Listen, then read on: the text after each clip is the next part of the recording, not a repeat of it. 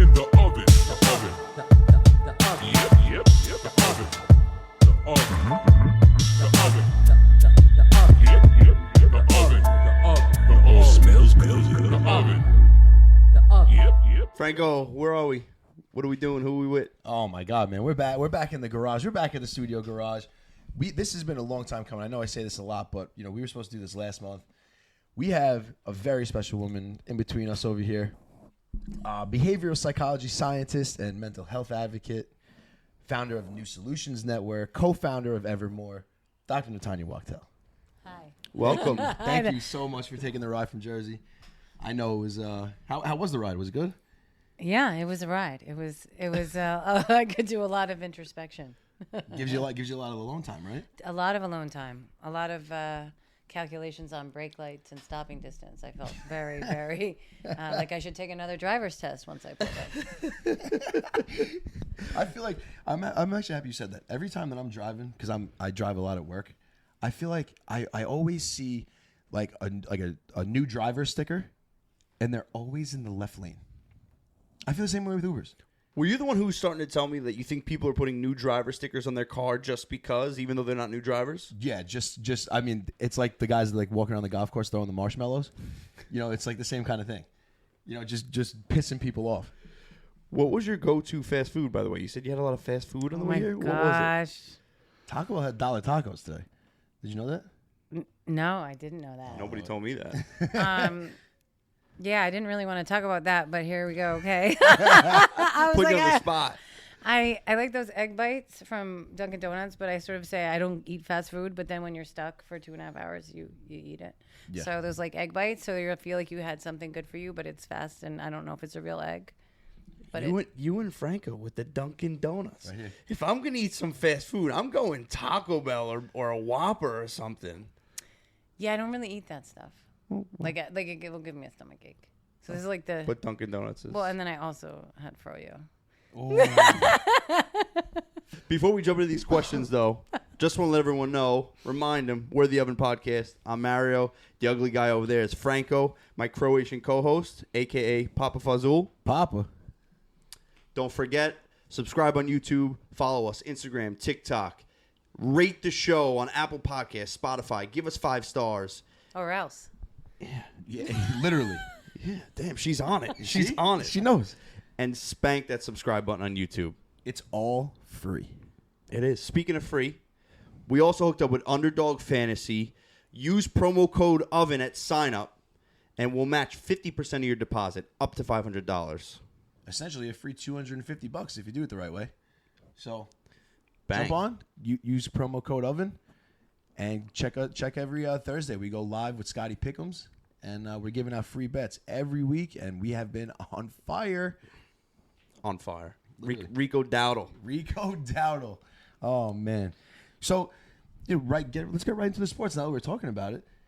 Get right into sports. I know we were Her talking favorite. So, Natanya came with me and Ryan Vernell. We had a great time at the opening for Savvy Seats. It's a VIP tailgate right outside American Dream At MetLife Stadium. at MetLife Stadium. Yep, and it was Giants and Vikings. some characters, huh? Yes. Real characters of all kinds, of all shapes and sizes. But the energy was really awesome. So, Natanya, I want to jump right into your website. I took a couple of Which website? quotes. Yeah. I'm like, which website? goes, Which which thing? website? What thing? I grabbed these from NatanyaWachtel.com. Okay. And I don't know, they struck a chord with me. So Oh, I have a okay. few All right. points. So we're going to be serious now. I got it. No. We are serious and not serious at the same time in this show. Perfect. You gotta be ready to go at any moment.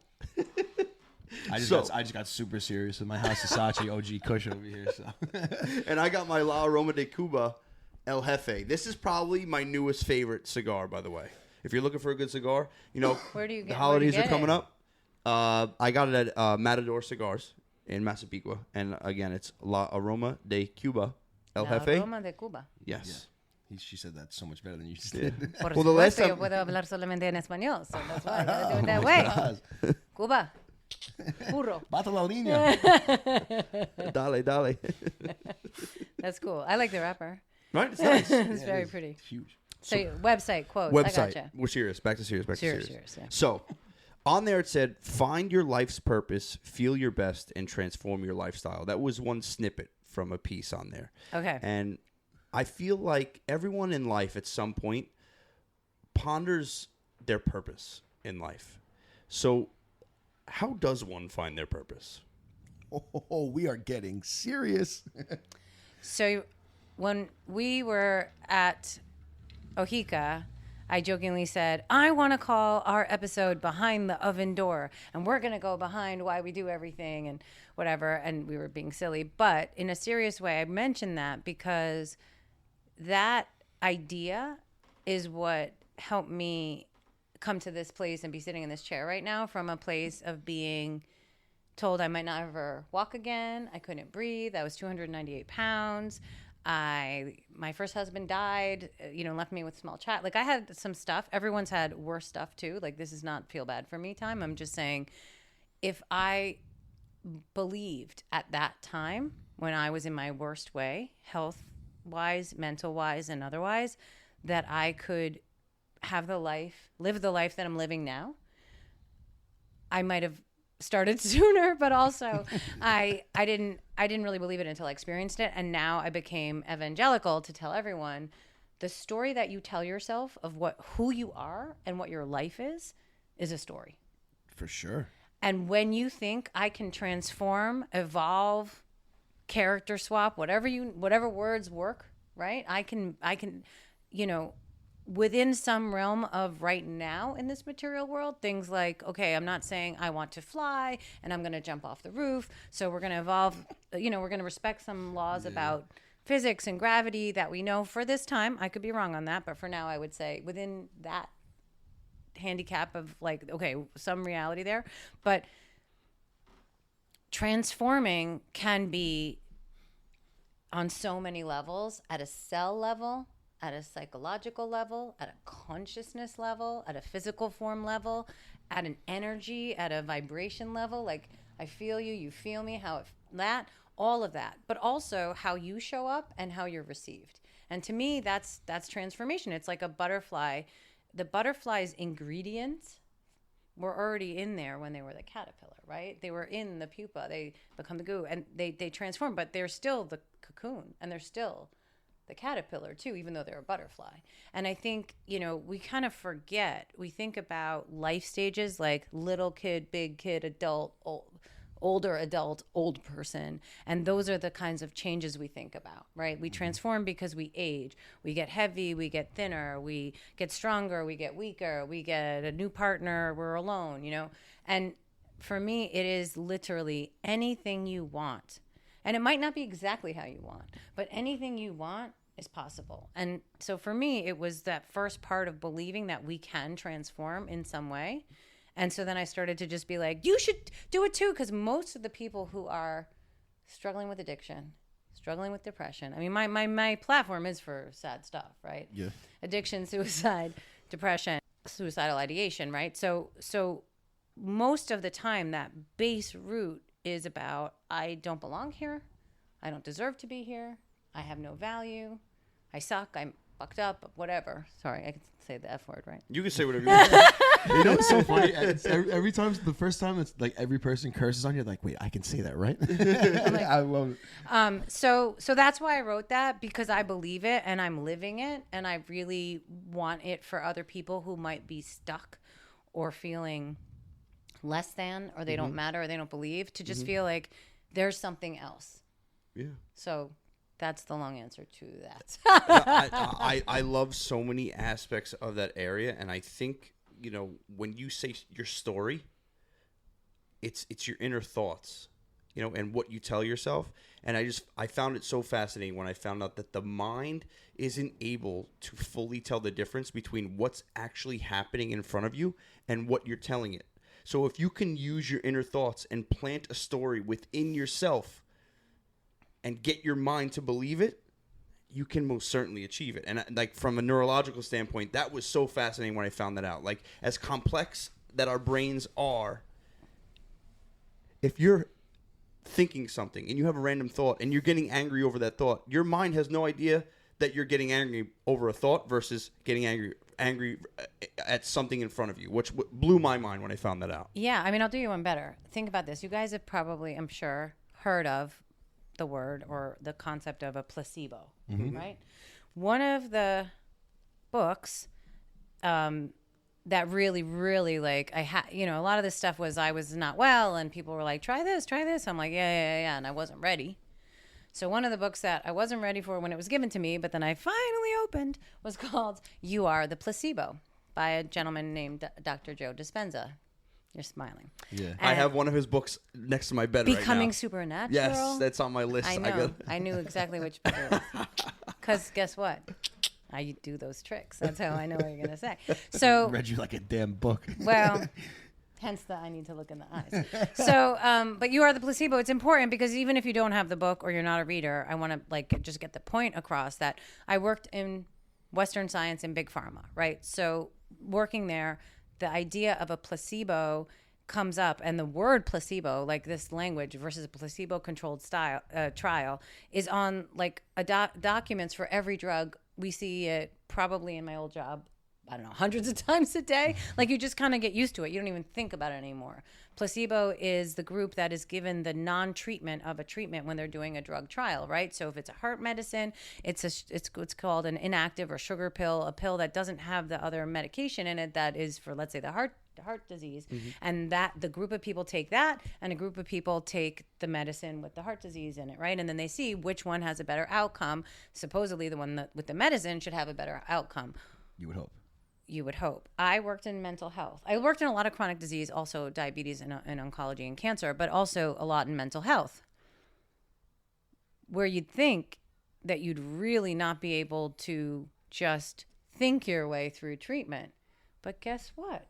In those diseases, the placebo group had a clinical outcome that was oftentimes pretty close to the ones who got the medicine. But it's not just in mental health. It's in surgery. It's in cancer. It's in every disease, every drug that went through a clinical trial. And that's kind of the toughness with the psychedelics, which we can get into because That's on my list. How do you really explain that? Like really think about that. How did someone who didn't have a cancer drug Beat cancer. beat cancer with a It's crazy. sugar pill? It's absolutely crazy what the mind is capable of. So I started to really think about that and really read about that, about all of these and I had my own spontaneous regression event. Like I had so many weird things going on medically that understandably I wouldn't believe me if it wasn't me. Like if someone else told me, luckily I actually have, I have brought out like, these are my MRI, like because my spine, like I was messed up and I healed like Joe. The way he envisioned everything healing. I mean, I did it. I was also bedridden, so you have a lot of time to like really imagine yourself. It's in here. That's not saying very clearly to the audience, PSA safety alert, if you get shot or you fall on the side, I'm not saying don't go to the hospital and don't go to the doctor. I'm better. I just want to caveat. I didn't just get shot. I just want to caveat. What I'm trying to say is, I believe now, and coming from like a very Western mindset originally, but I believe now personally, and again, I'm not a medical doctor, I'm not currently a licensed therapist, but I believe from what I've observed and experienced and researched that we have so much more propensity to heal ourselves than in this country than we are taking advantage of, and that is not something that cares who you love or who you worship, or what color you are, or how much money you make. It literally costs nothing. And that's why I got really,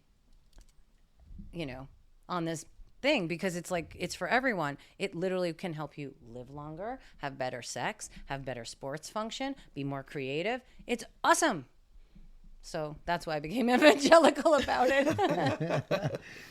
So, I mean, every time you make a statement, I have like 97 And I see questions them. I and see them. excitement going around. Like, but it will just, I'm the raunchy guy on the show. Let's talk about sex. Like, how can frequency and energy and all of that spiritually make sex a better experience for you? Okay. We're going to sing first?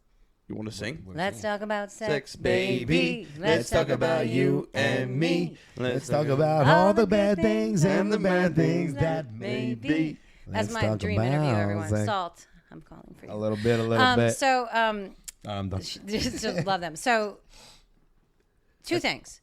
One is, again, I want to make sure I am accessible to everyone. So this is not to be condescending, but I want to make sure I don't use too clinical language. So if you think I do, please tell me to explain. Mario was a I want to, doctor. I want to talk about this from a body system perspective. You guys have heard of fight or flight, right? Yes. Okay.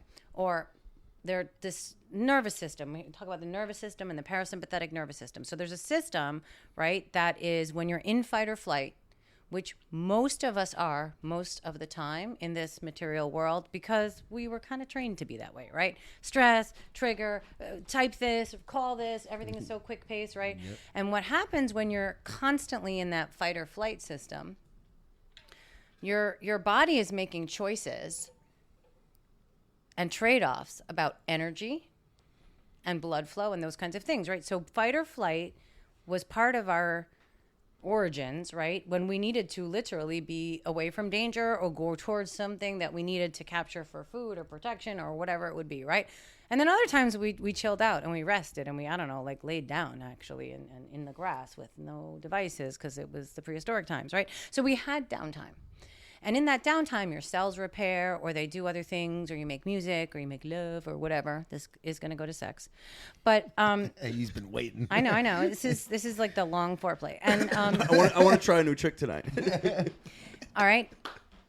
Because fight or flight requires energy and sugar and different things to be released so that you can literally have the power, the adrenaline, the stamina to go run or go fight. But we only have so much. I mean, everybody's metabolism is a little different. Everyone's built differently, different energy, food that we eat, exercise differently. But you have a finite amount of that readiness all the time. So to have that ready, your body decides, well, we're going to shut down a little bit of energy and, blood and other chemical functionings for things like creativity, sex. Because we don't need that right now. We got to be ready to fight or flight. Mm-hmm. And that's something that's passively happening. And people don't even realize it until they get to see the difference. And then they're like, But for everything. So that's why I said sort of performance. And that performance could be physical activity as sex, or creativity, whatever that is. It's all kind of the same thing. Those pathways are literally have blockers in them because the body is like at the ready. So when you can tell the body, no, you can relax and, be good, lean into it and do other stuff right now, that's part of it. And a lot of that has to do with the thoughts that you have in terms of, how you're feeling in the moment. Like you said, the way you talk to yourself. But also things like how we breathe, super corny. Imagine paying how many jokes I've seen and movies and comedians make fun of people paying people to tell them to breathe. It's insane though how it like. But then if works. you study a little bit of what they call breath work, and controlling your breathing and slowing everything down, and it just centers you a little bit more. One of the biggest things I heard Andrew Huberman just talk about was he was stressing the fact that an easy way to calm yourself down is focus and put emphasis on your exhales over your inhales. Like never mind, maybe inhale for 4 seconds, exhale for 4 seconds. Yeah, there's all those other methods, Wim Hof method, all that stuff. But just by simply emphasizing the exhale is one of the simplest ways to calm yourself down. Well, yes, because sometimes we inadvertently inhale with a longer beat. So like you said, instead of 4-4, it's a inhale longer. That actually can trigger anxiousness, and the same thing with the fight or flight. So that's right. So to counter that, also, I don't know, this is probably sacrilegious. I personally don't think it necessarily matters which technique you're using of any of these things. It's really just telling yourself, oh, shit, I think I need a minute. Mm-hmm. I think I need to calm down. And I struggle with this. I get told this. Hey, I do it with my children. Hey, do you need a minute? It's okay. Let's go. And so whatever it is, doing the finger pinch, doing a breathing, it's really just committing. For me, it's like set the timer. I have this little shtick about the 1 minute mindset. Can you do something for 1 minute and dare people to take 1 minute a day, 60 seconds, and then just Maybe you have to lock yourself in a bathroom or your car, not a refrigerator, but someplace private where you cannot worry about who's looking at you or who's going to think that you're doing something weird, and slow the fuck down. Slow the fuck down. Start to pay attention to everything around you. If you can look at nature in some way, it's under this umbrella of mindfulness that gets kind of made fun of. But what if you look at that from a medical perspective or an Eastern philosophy perspective around what does mindfulness really mean? Mm-hmm. It doesn't mean that you have to become a master meditator. That sounds like something else. A master meditator. But it does mean that you start to sort of slow down time, because your minute can start to actually feel longer if you're actually thinking slowly around your breathing first, right? Then you got to do maybe an affirmation or a calming mantra, or maybe you have music or sound bath or binaural beats, or there's lots of tools, there's a lot out there. But whatever it is, to kind of check yourself before you wreck yourself, right? Slow down. You actually can measure a difference in blood pressure. You can measure a difference in resting heart rate. There's clinical long-term benefits by just doing 1 minute a day, a few times a day, maybe 2 or 3, start with that. And then all those other things you'll notice, if depending what your work is, just a little more endurance, a little more performance, a little bit better, an easier time falling asleep and staying asleep. And then ultimately, sex. Yeah, you can have more stamina. You can have bigger orgasms. Your body's just yay, we can relax now. I mean, it's so simple and so sad that we have to relearn how to have fun and how to love each other. And that's kind of what I'm on a mission to do. And it's so corny, but I'm glad you guys know, it's really coming from a place of, if we weren't all just so angry all the time and clenched all the time and shooting each other over parking spots and coffee orders, I don't know, maybe we'd be having a good time a little bit more, and the world is getting a little more aggressive and me. And, it really felt like, for me, coming out of where I wanted everyone to come with me. I want everyone to feel like that. I want everyone to be like, I woke up today, so it's a good day. As you should. I use that line at the at work when I pass the security guard. She's like, "Oh, how you doing today?" I'm like, "Yeah, we woke up." No, I love all that. I love the whole mental mindset of being able to slow time down, even though that's impossible. But again, it comes down to how you actually do what you do at that time. So for us, a big thing, I always go back to baseball. And my pitching coach, Coach Marin, in college, he was a catcher. He was never a pitcher. So he didn't teach us how to pitch. He taught us how to be a pitcher. You know what I mean? So for us, it was more, I'm sitting there doing, mental puzzles and, learning how, if this kid places a perfect bunt down the third baseline, he has 4 seconds. I have 3. So it's just slowing yourself down and, not letting shit hit the fan. It kind of, it translates into real life. You know what I mean? From the field to real life. And it's I owe him so much for that. Just teaching me how to be a person on the field, taught me how to be a person off the field. You know what I mean? Absolutely. So this is called the oven. And there might be some cannabis involved at times in your lives. At times.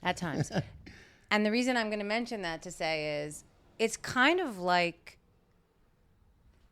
especially for cannabis. And when I say high, it's not quite the same in other compounds, but in terms of the high in terms of your brain activity and what it kind of looks like and feels like when you have THC on board and when you do meditation or breath work, it's actually all the same. Really? It's very similar, right? So I was gonna ask about this, so I'm so happy this is brought up. So meaning that it's basically a state of mind, right? So you can actually get, and in fact, I've been doing, training to be able to do that, so that if it's not a per time that is appropriate, how do you get that state? And there are tricks you can do to essentially mimic that and teach your brain to put yourself in that state, which is a whole another topic. But I'm just saying, that lightness of feeling like you're floating. But you feel it even in like your shoulders, right? In your neck, in your jaw, like that relaxed. The weight is off. The your weight shoulders, is literally. off you. That's what you're going for. That's what this whole mindfulness stuff is. It's literally like getting high without getting high. It's the natural high, but it tells your brain and body everything's okay. We're gonna flow. We're gonna feel good right now. And you don't even have you don't need anything on board. I'm not telling anyone to do or not do things unless you're a danger to yourself or others. But I'm saying, since you know what that feels like, you can understand why this is really powerful. And it's something that, there's a whole country in Bhutan. There's places where people do this kind of meditation, deep meditation work, and it is transcendental. That's why they call it, because it is getting you similarly to the way you get a high, where you kind of come out of yourself and the world seems a little bit less, like the little minutia seems less important, right? You don't see a lot of people who are high on cannabis starting brawls. No. It's just not that kind of thing. And why is that? Because little stuff. Oh, I bumped into you. Oh, sorry. It's all right. Even men who, you got drop my thing. You hit my whatever. Like, it's all right. Like maybe things will irritate you, but you don't have that immediate like, ugh. And that. And so that's what I'm hoping people can find in whatever way works for them. So I guess my biggest question now then is, okay, it's similar to meditating. It's similar to mindfulness. Why do some of us then become more paranoid or more anxious when we use cannabis? Can I answer that right here? Yeah. Right here. That's why. Because you're thinking about it, right? You go. I feel like if you go in with that, like if it happens once, you go in with that mindset, like, hey, this is gonna happen again.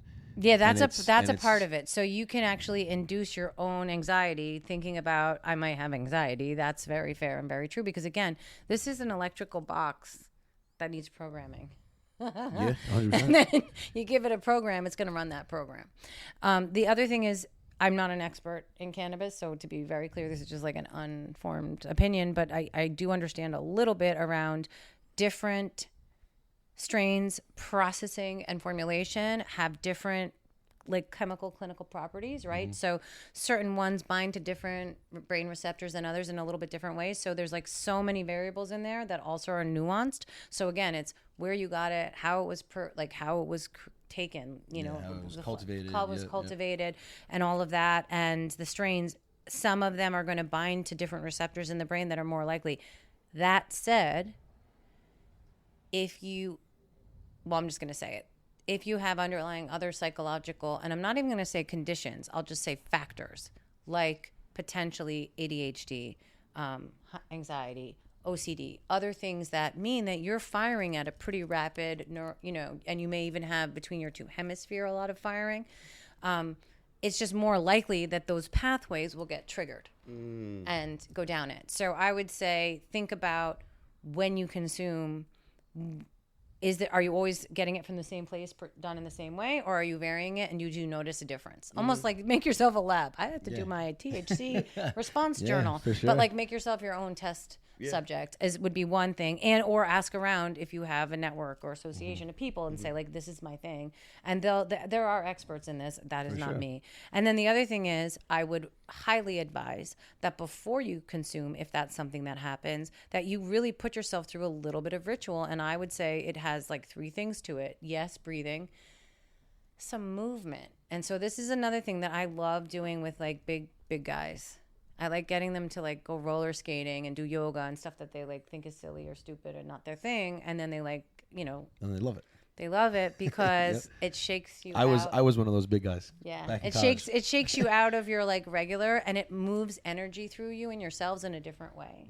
And it really literally will also help with that nervous system reset. So you'll be chill, and then the THC comes on board. So you're not like revving up a revving thing that's in the background.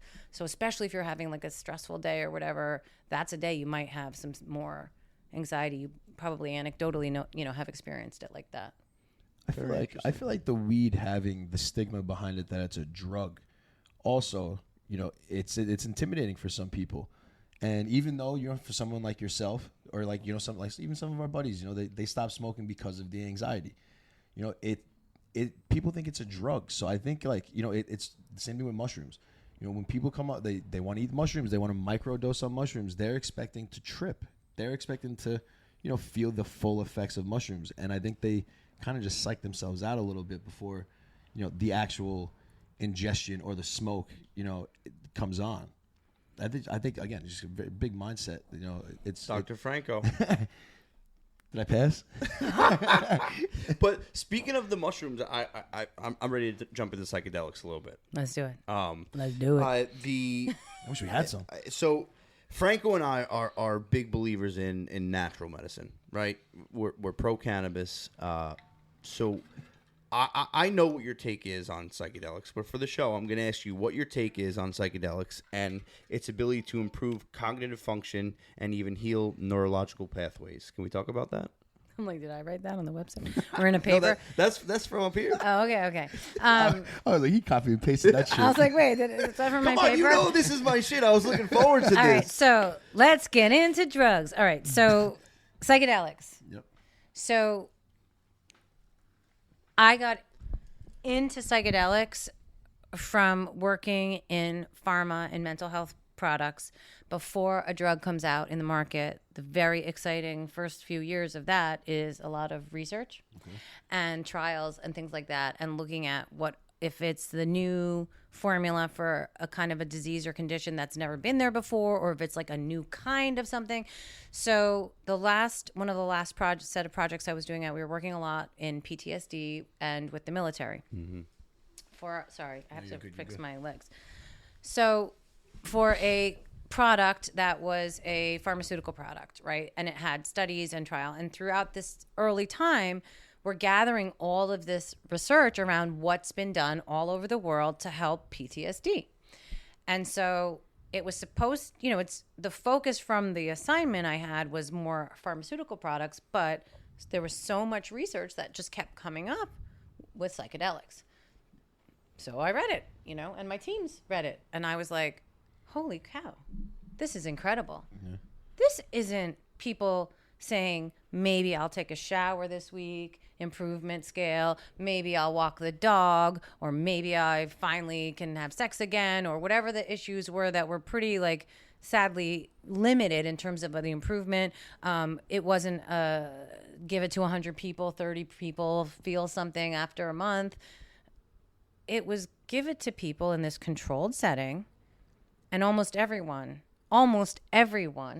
had a positive response, and almost everyone had a full or dramatic improvement that was sustainable for at least 6 months and up to, they don't have full longitudinal, long-term studies yet, but longer than the mental health other compounds were. So again, I'm not bashing pharma. I'm just saying, I said, whoa, what is this? But I was afraid of drugs. So that's the other funny part. So I don't drink. And because I'm not good at it. I'd never taken ketamine. And I knew what these compounds were and psychedelics. I still haven't done, a medical dose, but I was like, I don't know what this is, but I want to know more about it. And so I just started leaning into that and finding out how I could get involved in research, because that's the first place to go. And the more I started looking at, and then specifically psilocybin, mostly because of what you said, it comes from the earth and it doesn't really need a manufacturing process. Yep. It just can be dried and consumed. Yeah, dried, cured, and out. Well, that's why Big Pharma doesn't like it. Absolutely. Because they can't tax it. There's so many layers. We'll go into that if you want. Yes, and we'll save that for next time. For next time. I don't know if actually other people really care about Big Pharma and things, but it is kind of sad because what we do is they're trying to separate all the other parts of why these things have been used for thousands of years with other cultures, not as a take a pill and feel better. And that's the difference with any of these things, CBD even, THC, CBD, psilocybin. It's not just putting this thing inside you and being like, fix me. Yeah. You have to make honestly, higher spiritual connection with yourself and the universe and this medicine. It's been documented. When people do it as a ritualized, purposeful commitment, that's when they heal. Yeah. If you want to get high, and I'm not making fun of that or judging that, but that's kind of a different thing. Yeah. No, definitely. It's are you using it for medicinal reasons or are you using it for recreational And you have reasons? to have a focused, basically, instructions to your brain that you say, I'm taking this and this is what I want to feel. And then it literally starts you to be primed for that. And for the psychedelics, I started to get upset about the restrictions and seeing that people in their, what they call the right to try, people in terminal cancer are allowed to use some of these substances, and found that, for example, they made peace with their their death and incredible things. And I think, why do only those people get to take this, So that's what kind of started me in the advocacy and to understand it, researching. The other thing that's fascinating, well, I'm no spring chicken, is we're aging. And there's a lot of science around how these things not just help you feel better, but they help at a cellular level restore cellular function, just like stem cells and other things. So if it can give you new instructions, you can give you new instructions for a lot of things. Yeah. Like, this is me. And everyone's like, what do you do? I'm like, mushrooms. And I mostly mean like reishi and chaga and functional mushrooms, but still, mushrooms are life givers. Think about it. They come from the ground. They come from the ground. They eat us too, or animals and plants. They decompose and they build you back up, and they grow from anything. And so they do that within ourselves. And so we're looking at it in really interesting places like dementia and Alzheimer's. But also, if you take psilocybin on an empty stomach, you can reset your micro gut biome. And we also know about the gut and the brain health connection too. A lot of people, half of this mental health, that was a dangerous thing to say. Many cases have been found to be correlated to diet, like what we eat, all the processed food and the junk. It literally, your body doesn't know what to do with those chemicals, and it just puts them in random places, and you don't actually get the nutrition and instructions to fire up your cells the right way. So yeah, mushrooms. Well, we've said this before. I mean, they're really seeing now that the gut is the second mind, right? Or perhaps it was the first one. Wow! Don't blow my mind like that right now. Well, just that when we were smaller, lesser celled organisms, right? Like, it was a digestive tract, right? And there's more neurons in our abdomen than an entire dog's brain. Like, think about all the things a dog can do. That's actually nuts. Yeah. So the second so the stomach might be, the gut might be your first brain, and then you just grow. Well, think about, what do they say? What is intuition? Right? Trust your gut. Yeah. What does that mean? It's really a thing, I guess. Now it's more than just a saying. It's I mean, I could really creep you out. Do you know that the bacteria? It's really like we're basically a host for bacteria, right? And so the bacteria, they're finding, have more and more sentient capabilities than we're aware of, like stimuli. They can, So there's a lot that we don't know, that we're just learning. But also, other cultures kind of have known for a long time. They just didn't use the same way to describe it. And so now we're using Western science tools to be like, we discovered the thing that, they knew about that 5 years ago in China already. But congratulations, Western medicine. Good job.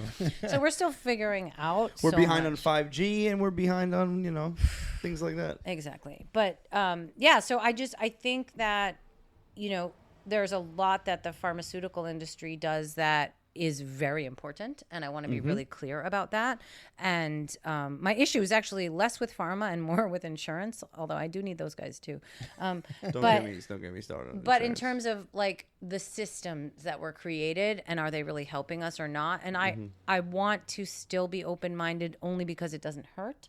In terms of that, we can evolve some things over time. There's a lot of people doing a lot of work in Washington and advocacy, trying to get us protection, trying to get us access. We're doing more with global studies in ways that we used to not, because we just have to. The tax on, and I don't mean tax like income tax, but the toll on our whole society, because people can't see the doctors, or people are just going to emergency rooms because they can't afford regular checkups, or they're taking pills upon pills upon pills, but they're not really having relief because of all these other systems. Like, we're just a bunch of body parts.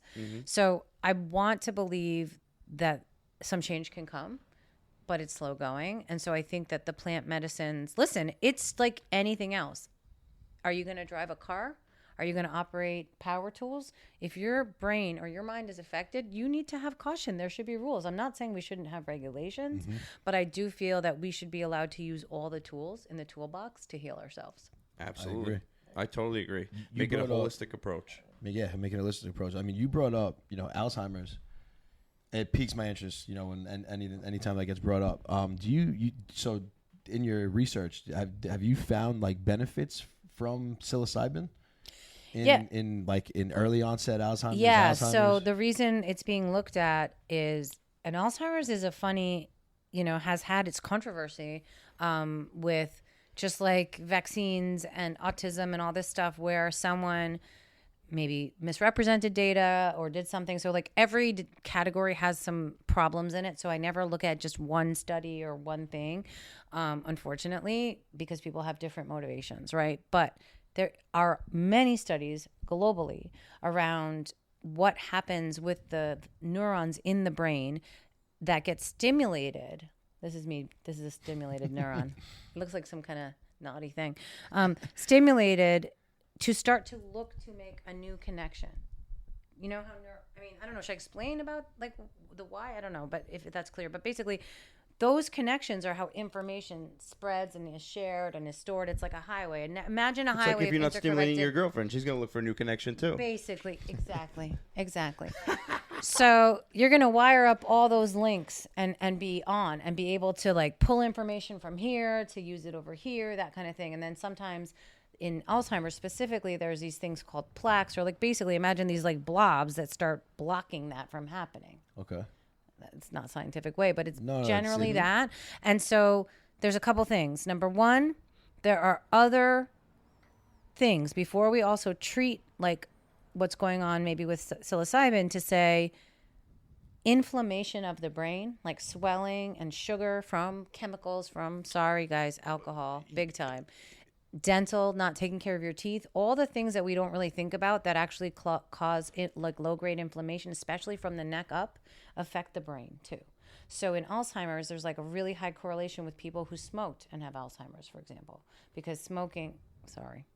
I'm like, sorry, the cigar. I don't smoking. I don't inhale the cigar. Smoking. No, but I just mean like it's He all doesn't it's inhale, all he connected. says. It's all about the flow of the good energy, the bad energy, the blood, the connections, right? So that's like something you can do to protect for those things, is to kind of work in those areas. And then the mushrooms help. Also, it doesn't have to be psychedelic too. There's one particular mushroom called lion's mane. It's like a white, bushy looking. You've seen that? I take a ton of it. It's not a psychedelic, and it also has been, and they're doing trials with that in dementia and Alzheimer's as well. It starts to send a signal to the brain, almost like, wake up, pay attention, we're here. And then it does a little bit of like neural firing. And then the more you take it, and then I believe it's also about what you do. So there's studies, there's one fascinating show once with these nuns, and they were able to, it's kind of morbid, right? Post-mortem, after they died, see their brains. And so they found that there were these nuns who had the plaques of Alzheimer's once they were dead. They saw this in the brain.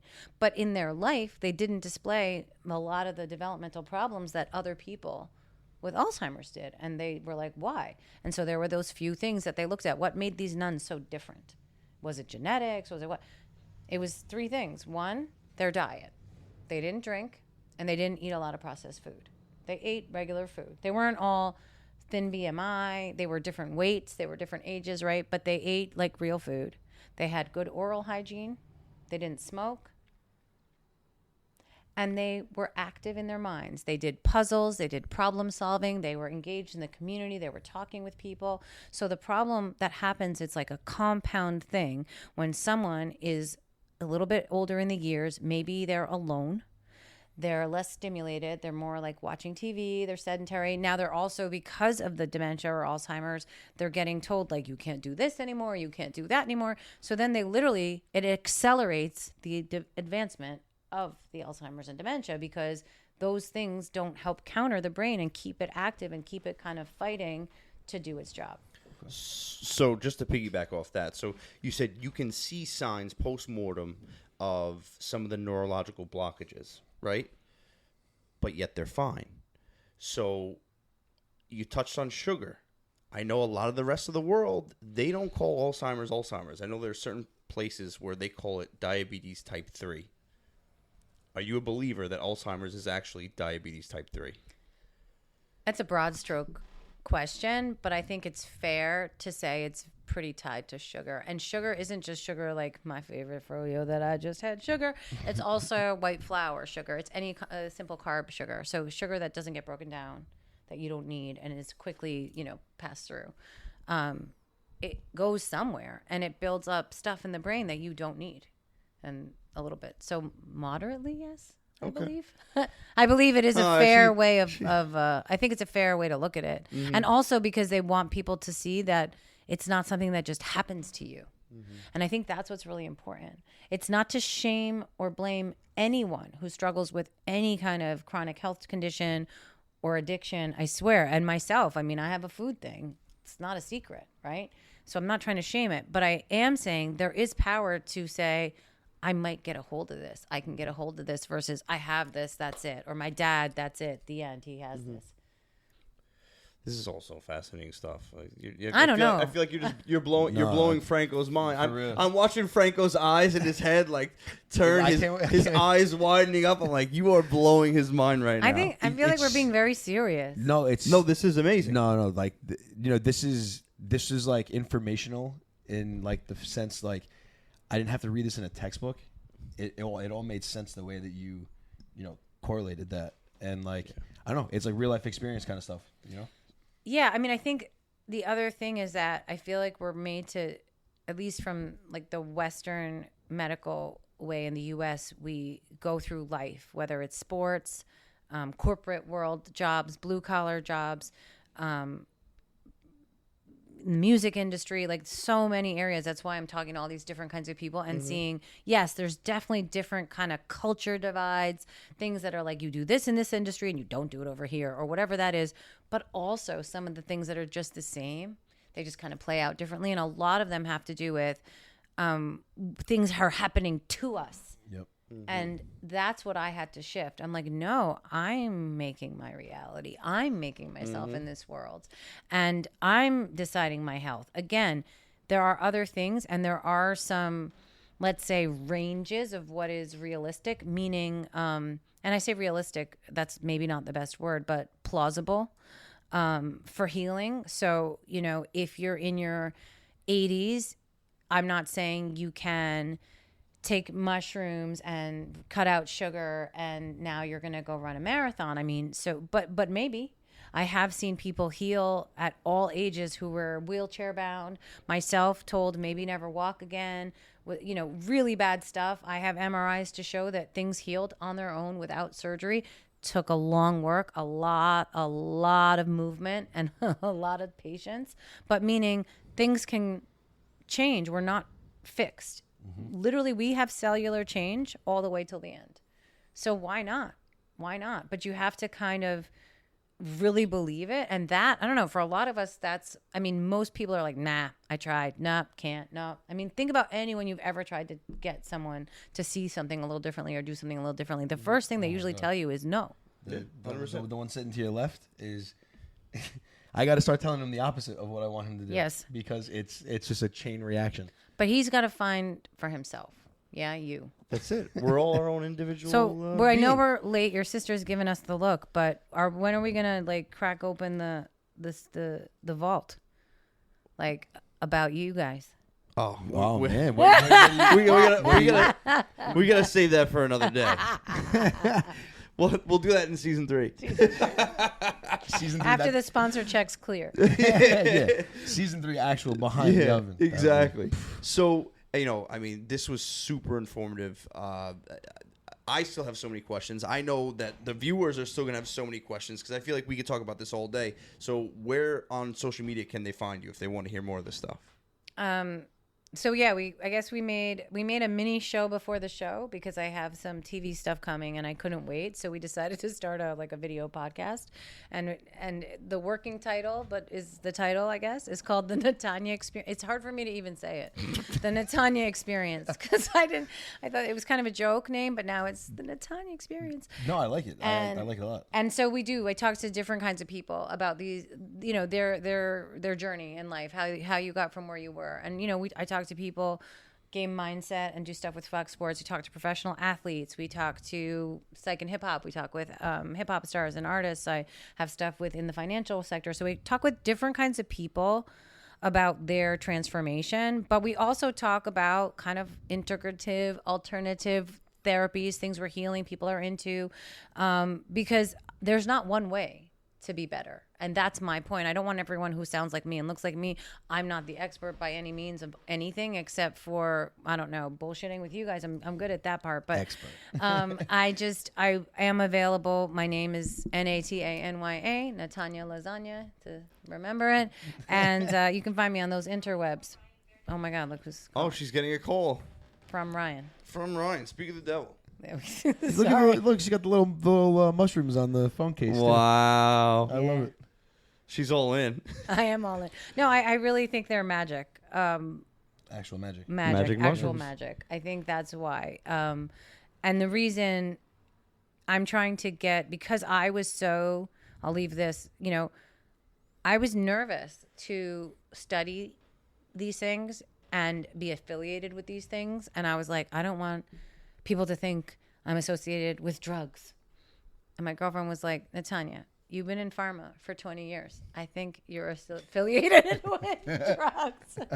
And I was like, oh, yeah, that's Natanya, stupid. you are drugs. You are drugs. I'm like, oh, okay. You're a legal Pablo Escobar. So basically, right? So I want to leave you with that, these things, whether we're talking about psychedelics, we're talking about cannabis, whatever, I do have to do my teeny little PSA before we go in terms of especially men. Sorry, I love you guys, right? But why do men have bad trips more often than women?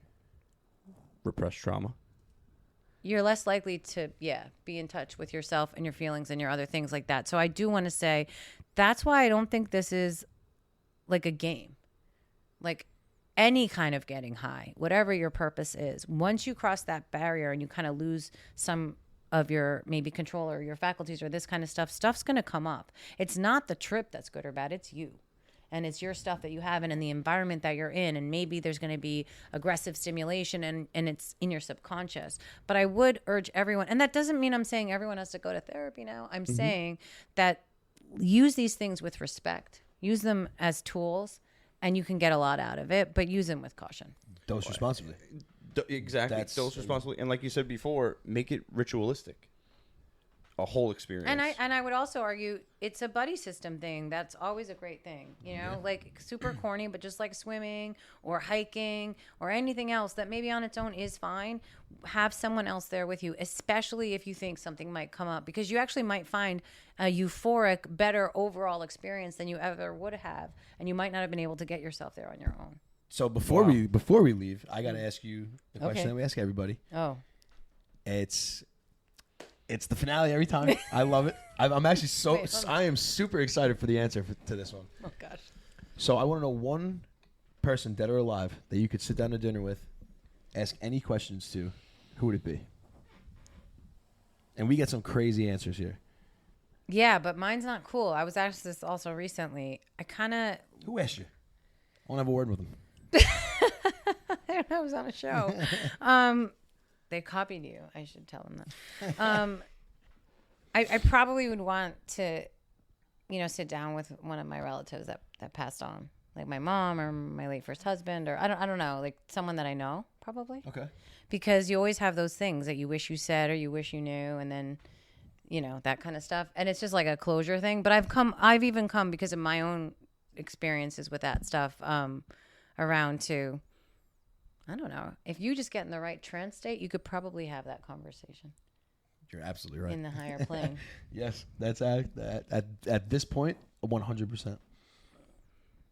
So that was like the lamest ending. No. Done. End. No. That's listen. I have my answer is also similar to that too. And then I give my other answer when I want to have fun. You Yeah. know. So who would your fun answer be? And maybe Einstein. That's not lame. Yeah, that's not lame at all. Because there's a special theory of relativity, the theory of relativity. So Einstein, said that all of his big ideas, big theories and posits didn't come to him necessarily from an initial like mathematical calculate, like the way people imagine sometimes, like he was doing these complicated mathematical things, right? And then he was like, Eureka! Wasn't like that at all. A lot of these were theorems that came to him in a dream. Just like Dali, a lot of the most of the creators, Martin Luther King Jr., right? I Have a Dream, say that their vision for this new way of seeing reality came from a thought or a dream. That they then said, now how would that happen? And then they worked through on getting to it. And then he had to come back and adjust his theories. Now, the reason I'm really curious about that is because I've been studying a lot around sort of consciousness and what is reality and metaphysics. And I'd be curious with what's happened now, where people have taken his theorems, I would love to ask him like how he feels about some of that. But that's what a nerd I am. That would be my other person. Einstein would be an awesome. I just heard that dream thing about Einstein recently on a podcast too. So yeah, no, they were talking about the importance of like when you wake up after having a dream, pause and think about it. Yeah. Yeah. You have like a very short amount of time from when you wake up to remember like what went on in your dream. But like I dream every night. I experience like later in the day I'll see something, and right away like something triggers like oh my god, I just had that in my dream last night. Yeah, and then I remember a hell of a lot more. That's all from the divine. That's because, well, I believe in synchronicity and that there's no coincidence now. But also, have you thought about or do you know about lucid dreaming? I've lucid dreamed a bunch actually. Yeah, so that's another really cool thing that you can teach yourself, and it's really, really powerful tool for anxiety, depression, OCD, and those kinds of things, because you basically learn to regulate yourself. Yep. And through the dream state, you do the scenarios, and then in your wakeful state, you can do that. So but you also can get insight into, why do I keep seeing a purple kangaroo? What the hell is that? Yep, right? yep, And then all of a sudden, the yep. purple kangaroo is at the place where you're supposed to go in and meet Mrs. Butterfinger number 2. I don't know, but that could be it, right? So it's really all of the instructions to have the best life for us are here. We just don't often recognize the signals. And I think that psychedelics and dreaming and mindfulness help you be more visibly and intuitively connected, with those signals. Yeah. And then that ultimately gives you peace. And when you feel a little more peace, you have a little less agita, and everything kind of just falls into place. We need a lot less agita. A lot over less here. agita. I got one more question for Mario. What year did Einstein pass away? Einstein, I think he passed away. So he was probably, I want to say, in his 30s or 40s during World War II. So maybe he passed away in the 60s. Wow, 1955. I'm so Wow, glad you had like a good that? answer on Come that. on, dude. I feel like a lot of people you ask that like they think he's from like like the a Picasso, 1700s. like Picasso. Yeah. Like no one would think that Picasso was from the 1900s. Yeah. Like that gets a lot of people. Phyllis wouldn't have known. Phyllis got no clue over there. She's 14 years old. She had drinks with him last week. She knows him so well. Jacqueline, that was his wife. They're like this. Thank you. I know. I kind of wish I had cooler answers at the very end. No, but- This was a fantastic interview. I'm a big podcast guy. And, aside from sitting down with this guy and a new guest every week, as of a few years ago, I just can't get enough of podcasts. And it's funny because everyone always asks me, what kind of podcast you listen to? And, every time I tell them, they're like, that's nothing like The Oven. So this was cool for me because I felt like I was living in a podcast that I would consume you said on the regular. Huberman. I'm like, I feel like really that's a compliment because I was like, this is so lame, but I'm glad it was good. I'm glad it was good for you. No, this was such a fulfilling conversation, and I'm so thankful that you made the trip. I appreciate it. Absolutely. I'm glad I came. Thank you. That was so It's much good fun. to see you. So Thank much you. fun. And guys, we're the Oven Podcast. Follow us on all socials. Keep sharing the show. Rate the show. Give us 5 stars on YouTube. Spank that subscribe button. And don't forget, there's always an open seat for you at The Oven. Yes, sir. Keep it cooking in the oven.